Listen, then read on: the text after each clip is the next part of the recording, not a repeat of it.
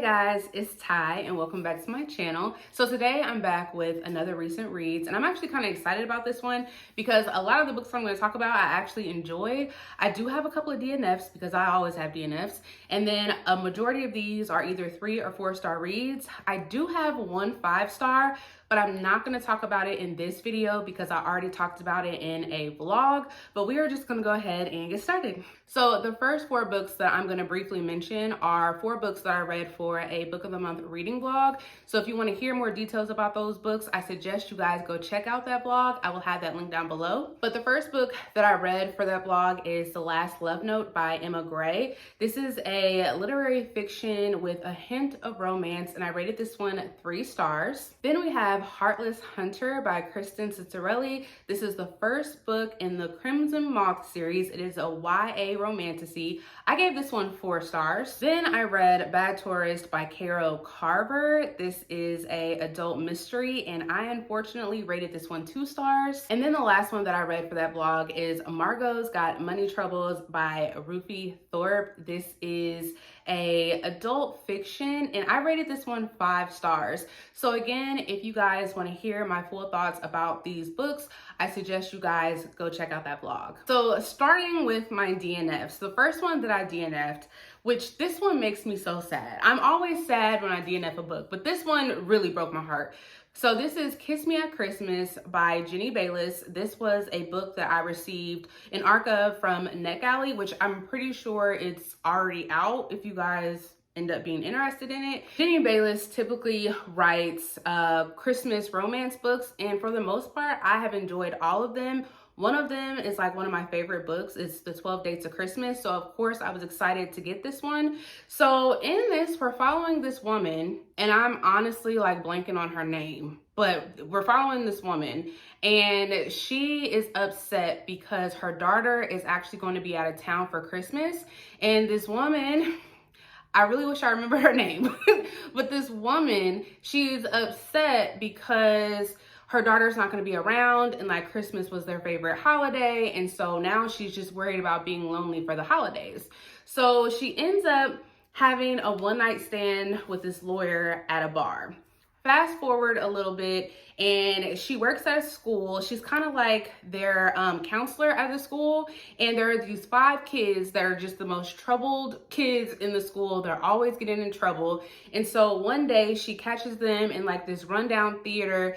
They get caught by the police. This woman takes the fall, and she is held responsible for the kids kind of like making a mess of this theater. And so she gets with the owner, who is this terrible woman, who makes a deal with her that if her and the kids fix up this theater so she can get ready to sell it, whoever she sells it to, she will allow this woman to then use the theater as like a community center for the kids and other community programs. And so that's what we're watching this lady do. Her and these kids are trying to put on this like Christmas play. All they're talking about is this play that they're putting on.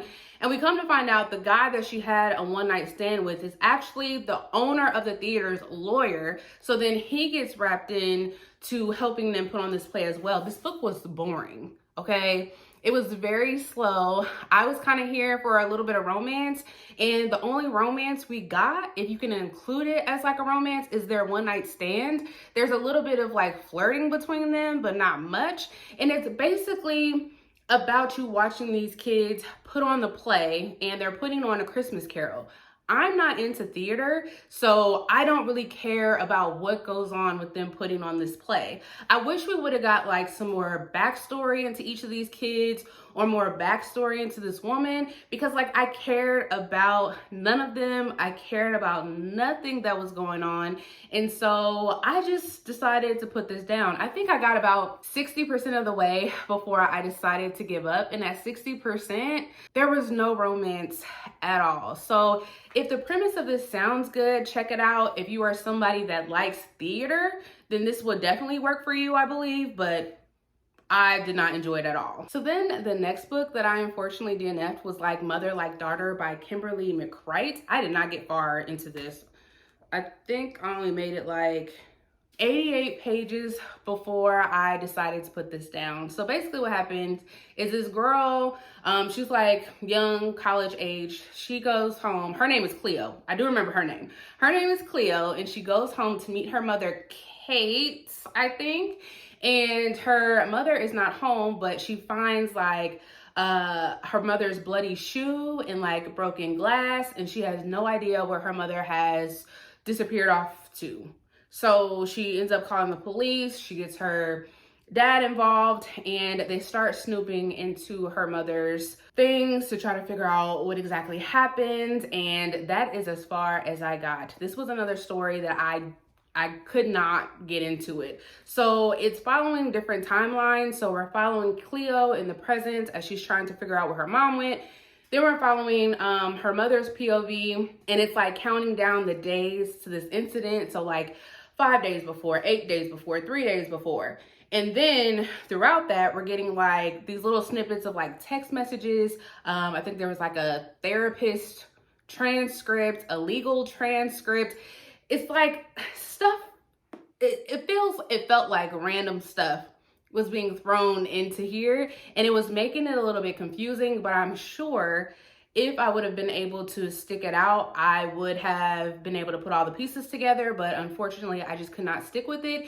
And I also felt like the character of Chloe was really annoying. Her and her mom do not have a great relationship. That is told to us from the very beginning.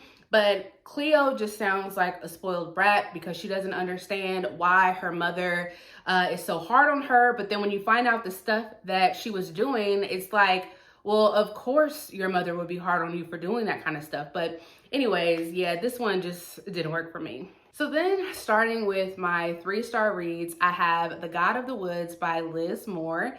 And this is a adult fiction with a bit of mystery wrapped in there as well. And so I was actually really nervous to start this because this is a chunky book, and I heard from a lot of people that it reads really slow, and I agree with that. So in this, we start off in 1975 at the summer camp, and one of the campers, Barbara, goes missing. While we're trying to figure that out, we learn that her parents are actually the owners of like this camp, this whole like campsite. There's like other properties on there besides the camp. The story is told from a lot of different POVs. Primarily, we get the POV of a detective that's looking into this. And then we're flashing back and forth between 1975 and the early 1960s when Barbara's brother Bear also went missing in these woods. And so this ends up turning into a bigger mystery because not only are we trying to figure out where Barbara went, but they're also still trying to put the pieces of what actually happened to Bear. So again, I gave this one 3 stars. I do think this book was entirely too long. It did not need to be almost 500 pages.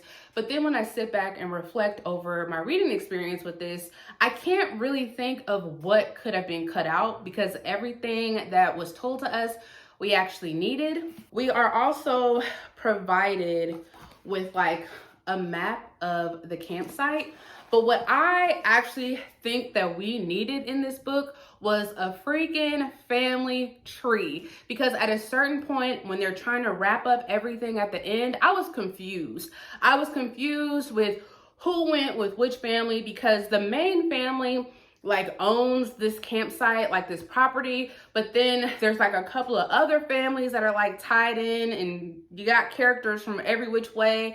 And I really needed some help on who was who. Literally, there was a part when they were like, Peter 1 did this, and then Peter 2 did this. And I'm like, seriously? Like, we couldn't name these characters something else? So I think all of the characters got kind of confusing. I did like the mystery. I did like how it was flipping back and forth between the timelines. I do think that sometimes it could get confusing if you can't really keep up with where you are, especially because I listened to this on audiobook, and I'm glad that I had a physical copy of this because I was able to kind of make sure I was following along with the timeline, because not only is it doing like 1965 or 1975, but it would be like 1975 July, and then it'll flip to August and back to July, and then in the 1960s it would be like the winter, the spring.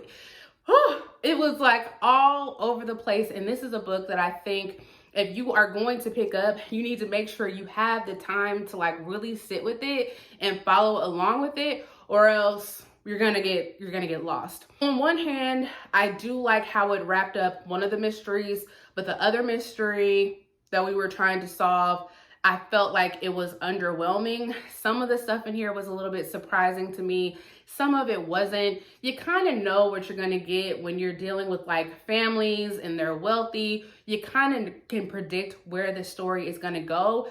But after reading almost 500 pages, I felt like this left me just a tad bit dissatisfied with how everything was like wrapped up. However, I am definitely willing to try out more from Liz Moore because I liked how this was written. I liked how the story was told to us. I just wanted a better conclusion. So the next book that I have here is The Chain by Adrienne McKenty. I have had this on my shelf for a very long time, and I'm happy that I've been able to finally get to it. So this is a adult thriller, and when this starts off, we're following this woman, Rachel. Her daughter is at a bus stop. I think her daughter's name is Kylie. So her daughter is at a bus stop, and while she's at the bus stop, she is kidnapped by two strangers. Rachel then gets this frantic phone call from these strangers telling her that Kylie has been kidnapped, and in order for her to get Kylie back, she's gonna have to pay a huge ransom and then kidnap another kid and kind of keep this chain going. And so in order for her to get Kylie back, the parents of the next kid have to have paid their ransom before they're able to let Kylie go, and then the cycle just continues. The first half of this, which is part one, I really enjoyed. It kept me on the edge of my seat. I was engaged with the story from start to finish, but then we get to part two. And I honestly wish we kind of didn't have part two because I didn't need the conclusion that we were given. I just would have liked it leaving off on part one. But part two was a tad bit slower for me because in that part, they're trying to figure out exactly who was behind the chain. And I just don't think that we needed that. And so I just rated this 3 stars. The first half I really enjoyed. I could have done without the second half. My last 3-star read is A Stranger in the House by Sherry Lapina. This is a domestic adult thriller, and I'm actually kind of sad about it because all of the books that I have read from her thus far, I have rated 4 stars, and this one just did not hit the mark for me. But this one starts off with a lot of stuff going on, just like with her other books. And so we follow this woman, Karen, and Karen is involved in this accident.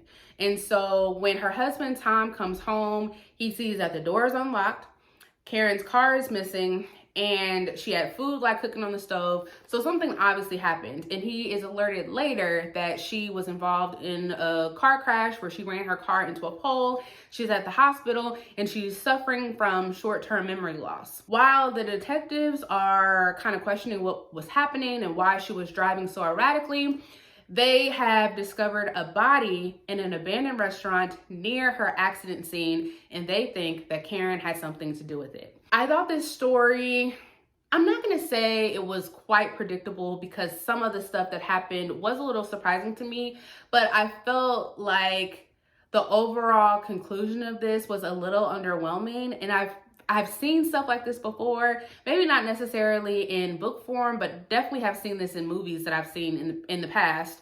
But I just wish that something else would have happened in the end. Of course, I thought this was fast paced. I was engaged with the story, as I always am with her stories. The characters were interesting. Her husband, Tom, is so stupid, but I just wish we had a different ending. Nevertheless, I have 2 more books of hers that I need to get through, so I'm excited to see how I will feel about those, but so far, this is the only one of her books that I have rated 3 stars. So kicking off my 4-star reads, we have Little Secrets by Jennifer Hillier. This is a adult mystery. This is another book that I've had on my shelf for a long time, so I'm happy that I finally was able to get to it. But this book of hers is like really, really hyped. I know a lot of people have read a lot of her books, but I feel like this is at the top with people's favorites. So this one follows Marin, and she is at like the city market with her young son Sebastian. And so Marin literally gets distracted by her phone for like a split second with trying to answer a text message from her husband. And then when she looks up, Sebastian is gone. He has been taken. And so Marin and her husband are definitely frantic. They're not sure what to do. The police get involved. And then we fast forward to like 18 months later, I think. And so they still haven't found Sebastian. Marin and her husband's marriage is like hanging on by a thread. And then she gets the shocking news that her husband has been having an affair, and like the story just takes off from there.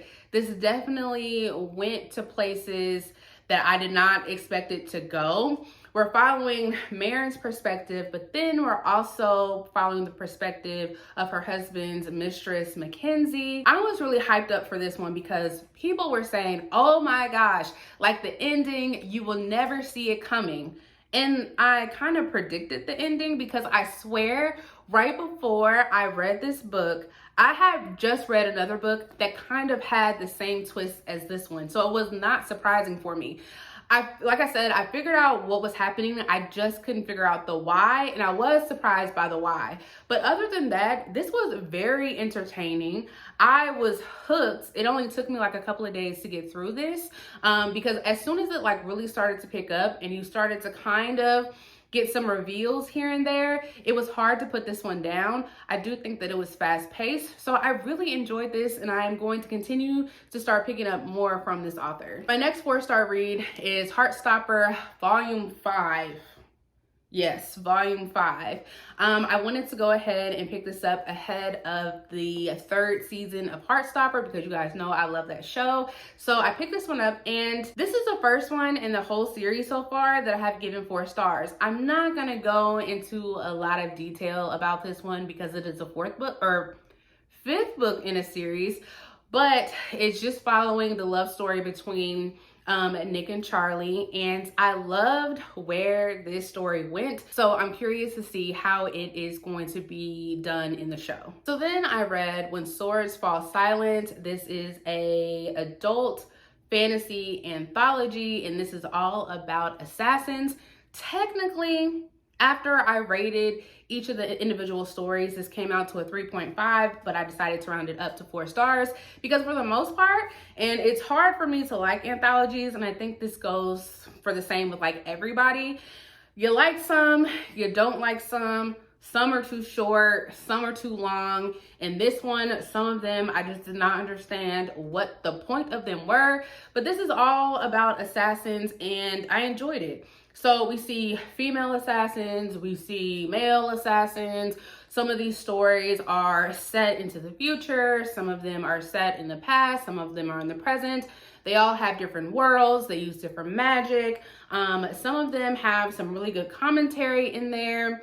I initially got this because one of the stories in here was by one of my favorite fantasy authors, Michael J. Sullivan, and it follows one of my favorite characters, Royce, and we get some more backstory about Royce in this short story.